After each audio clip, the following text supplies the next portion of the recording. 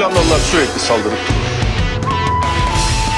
Çok şükür oraya gönderdiğimiz askerler ve Aceh halkı teslim olmaz. Ne yazmışlar okuyuyoruz. Sebelum ke pembahasan Perang Aceh, di sini kami akan membahas mengenai ekspedisi Ottoman atau yang lebih dikenal dengan Kesultanan Utsmani menuju ke Kesultanan Aceh. Kerajaan Aceh tercatat sebagai salah satu kerajaan Islam berpengaruh yang pernah berdiri di Nusantara. Pada abad ke-17, kerajaan yang terletak di ujung barat Pulau Sumatera ini ternyata pernah menjalin hubungan dengan Kekaisaran Turki Utsmani.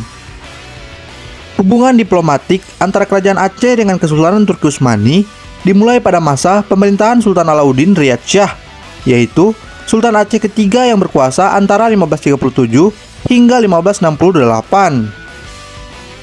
Pertanyaannya, mengapa Sultan Alauddin Riyad Shah dari kerajaan Aceh menjalin hubungan diplomatik dengan Ottoman atau Turki Utsmani? Salah satu hal yang membuat Aceh melakukan kerjasama dengan Turki Utsmani adalah keberadaan Portugis di Malaka. Jatuhnya Malaka ke tangan Portugis pada 1511 berimbas pada aspek politik, ekonomi, dan militer di kawasan tersebut. Untuk memudahkan perjuangannya mengusir bangsa Eropa dari Malaka, Sultan Alauddin membangun hubungan diplomatik dengan Kekaisaran Turki Utsmani, yang kala itu merupakan imperium Islam terkuat di dunia yang berhasil menguasai dari seluruh wilayah Romawi Timur. Sultan Alauddin meminta agar Kesultanan Utsmani mengirimkan alat-alat perang, pasukan, dan tenaga ahli seperti pelatih kuda dan para insinyur yang ahli membuat benteng serta kapal perang yang akan digunakan untuk melawan Eropa di Nusantara. Tetapi, permintaan Kesultanan Aceh juga tidak hanya itu. Kerajaan Aceh juga meminta menjadi negara bawahan atau vasal bagi Kekaisaran Ottoman. Semua permintaan Sultan Alauddin itu disampaikan dalam surat-surat yang dikirim melalui utusannya yang diikuti dengan sejumlah rempah-rempah yang dibawa sebagai hadiah untuk Kesultanan Ottoman. Sultan di Turki Utsmani yang pernah mendapatkan surat dari Sultan Aceh adalah Sultan Sulaiman Al-Quruni dan Sultan Salim II. Sultan Salim II bersikap baik dan menerima surat yang disampaikan oleh delegasi kerajaan Aceh tersebut. Tetapi sayangnya, Sultan Turki Utsmani tidak pernah menyetujui permintaan kerajaan Aceh untuk menjadi salah satu dari bagian vasalnya. Tetapi, Sultan Salim II memberi bantuan yang diperlukan, seperti alat-alat perang beserta para tenaga ahlinya, serta berjanji armadanya akan dikirimkan ke Aceh untuk berperang mengalahkan bangsa Portugis dan merebut pulau-pulau yang dikuasainya. Alasan Sultan Turki membantu Aceh adalah komitmen untuk melindungi kaum muslimin dan hukum Islam dari pusaran bangsa Eropa, khususnya penguasa Kristen. Dalam hal ini, Portugis dan bangsa Eropa lainnya yang akan berada di Nusantara.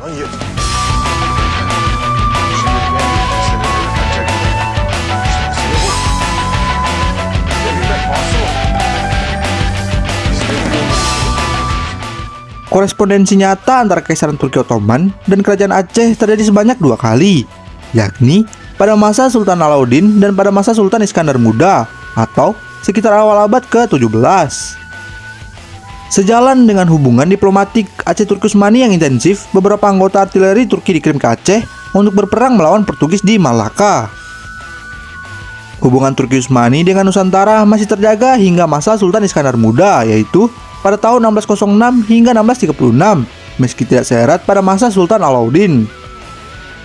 Walaupun kerajaan Aceh yang dibantu oleh Turki Utsmani untuk mengusir para penjajah Eropa di Nusantara, khususnya keberadaan bangsa Portugis, namun melalui hubungan tersebut, mereka bisa saling bertukar budaya, agama, hingga perdagangan.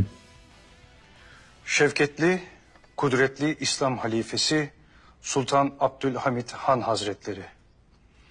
Biz Aceh halkı Osmanlı'yı mazlumların sığınacağı son liman, Halife Abdülhamit Han'ı da bir baba olarak bildik. Perang Aceh adalah pertempuran yang terjadi pada abad ke-19 antara Belanda dan Kesultanan Aceh. Perang ini dimulai saat Belanda menyatakan perang kepada Sultan Aceh pada 26 Maret 1873. Perang Aceh berlangsung hampir 3 dekade yang menjadikannya salah satu konflik kolonial terlama dalam sejarah perang di Indonesia. Perang Aceh ditandai oleh pertempuran sengit dan berdarah dengan korban jiwa yang besar di kedua belah pihak. Penyebab utama perang ini adalah persaingan atas wilayah Aceh yang kaya akan rempah-rempah. Akhirnya pun konflik berlangsung antara Belanda dan Kesultanan Aceh yang ingin mempertahankan kemerdekaannya. Perang Aceh adalah konflik yang terjadi selama 31 tahun. Sejak 1873 hingga 8 Februari 1904, perang ini dipicu oleh upaya Belanda untuk menguasai wilayah Kesultanan Aceh. Salah satu yang juga menjadi faktor utama perang ini adalah pentingnya Kesultanan Aceh dalam perdagangan internasional setelah terusan Suez dibuka. Permasalahan tersebut meningkatkan keinginan Belanda untuk menguasai wilayah Kesultanan Aceh. Sebelumnya perang ini terjadi, Belanda telah berhasil menguasai sebagian wilayah Kesultanan Delhi yang mencakup Serdang, Asahan, dan Langkat berdasarkan Perjanjian Siak pada 1858. Padahal, wilayah-wilayah tersebut awalnya berada di bawah kekuasaan Kesultanan Aceh. Perjanjian London tahun 1824 sebenarnya mengakui kedaulatan Kesultanan Aceh atas wilayahnya.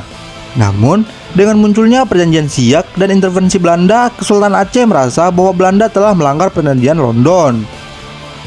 Dalam upaya untuk mempertahankan kemerdekaannya dan melawan penjajah Belanda, Kesultanan Aceh pun memulai pertempuran. Selama perang ini, Kesultanan Aceh bahkan berhasil menenggelamkan kapal-kapal Belanda yang melewati perairan Sumatera. Pada 1871, Belanda dan Inggris mencapai sebuah perjanjian. Inggris pun menyerahkan kendali atas Aceh kepada Belanda. Permasalahan tersebut mendorong Kesultanan Aceh untuk mengambil tindakan diplomatis untuk mempertahankan kemerdekaannya.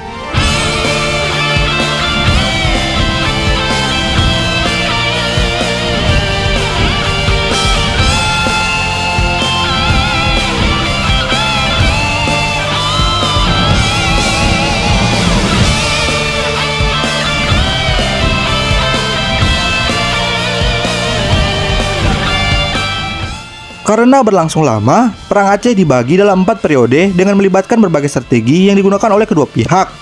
Kami akan menjelaskannya lebih rinci tentang strategi yang digunakan dalam masing-masing periode.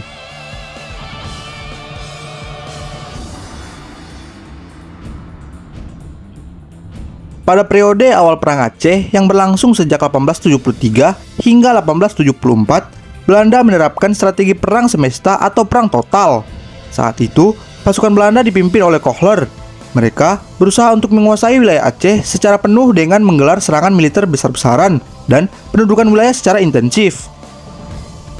Permasalahan ini mencakup upaya untuk menyerang pusat-pusat kekuasaan Kesultanan Aceh dan mengontrol wilayah-wilayah yang strategis.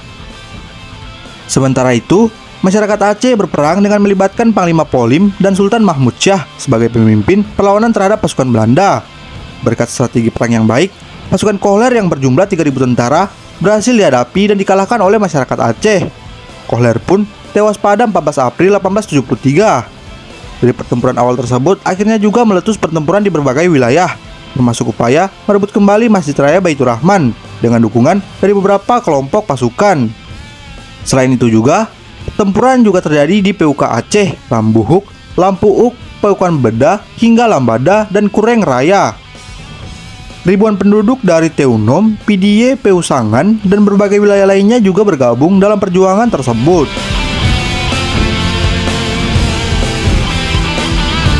Pada periode kedua Perang Aceh yang berlangsung sejak 1874 hingga 1880, Kesultanan Aceh beralih ke strategi perang gerilya. Pada periode ini, Teuku Umar memimpin gerakan perlawanan. Teuku Umar menggunakan strategi perang gerilya yang melibatkan serangan cepat, taktik hit and run, dan pemanfaatan medan yang sulit demi untuk mempersulit upaya pengejaran oleh pasukan Belanda. Tetapi, pasukan Belanda di bawah kepemimpinan Jenderal Jan van Swieten berhasil menaklukkan Keraton Sultan pada 26 Januari 1874, yang kemudian dijadikan sebagai pusat pertahanan Belanda. Pada 31 Januari 1874, Jenderal van Swieten mengumumkan bahwa seluruh wilayah Aceh secara resmi menjadi bagian dari kerajaan Belanda. Saat Sultan Mahmud Syah meninggal pada 26 Januari 1874, sehingga Tuanku Muhammad Daud diangkat menjadi Sultan di Masjid Indrapuri saat itu.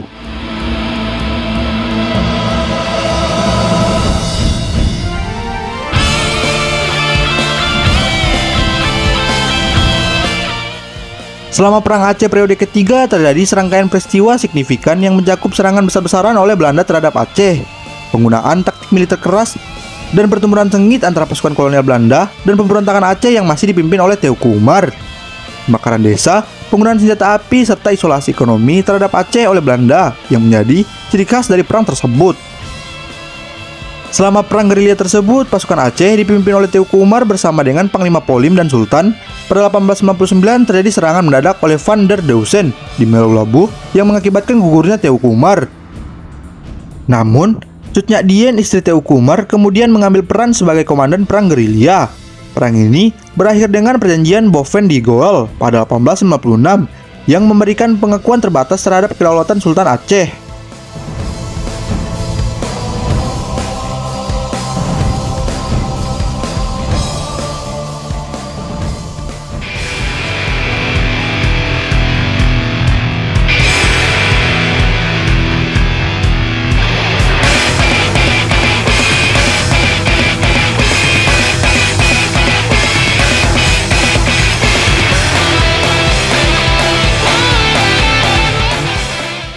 Perang Aceh periode keempat pada 1896 hingga 1910 menggunakan strategi sporadis tanpa adanya komando dari pemerintah Aceh. Sebagian besar perang dilakukan dalam bentuk gerilya yang melibatkan kelompok dan individu yang melakukan perlawanan, serangan, pengadangan, dan pembunuhan tanpa komando sentral dari pemerintahan kesultanan.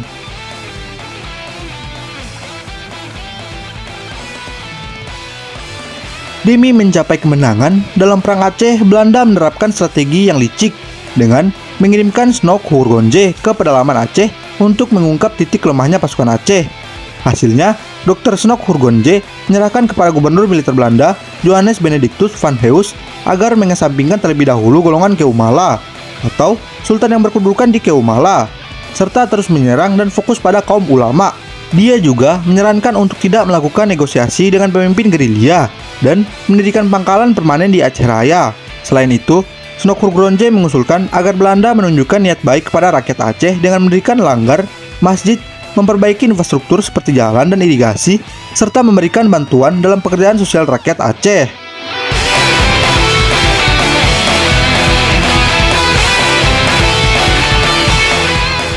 Strategi dari Dr. Snoek Hurgonje ini akhirnya pun diterima oleh Van Heus yang kemudian menjabat sebagai gubernur militer dan sipil di Aceh pada periode 1898 hingga 1904. Dr. Snoek Hurgonje kemudian diangkat sebagai penasihatnya dalam melaksanakan strategi tersebut. Dengan menggunakan strategi tersebut, Belanda berhasil mengalahkan Aceh dan perang diakhiri dengan penandatanganan traktat pendek atau perjanjian penyerahan. Selanjutnya, pada 1903, Sultan Alauddin Mahmud Daud Shah dan Panglima Polem menyerah setelah mengalami tekanan yang berat. Oleh karena itu, hasil akhir perang Aceh adalah pembubaran Kesultanan Aceh dan wilayahnya jatuh ke tangan Belanda. Mungkin hanya itu dulu untuk membahas mengenai pertempuran Aceh yang singkat. Video ini tentu belum membahas sepenuhnya dari pertempuran Aceh, tapi kami akan membagi beberapa video di kemudian hari untuk membahas detail satu persatu agenda ataupun insiden yang terjadi pada pertempuran Aceh. Terima kasih juga para Scoopers yang hingga kini masih mensupport channel kami. Jangan lupa untuk selalu menunggu konten terbaru dari kami, channel Historical Scope, yang diupload setiap Rabu jam 6 sore. Saya Mimin Ivan pamit undur diri.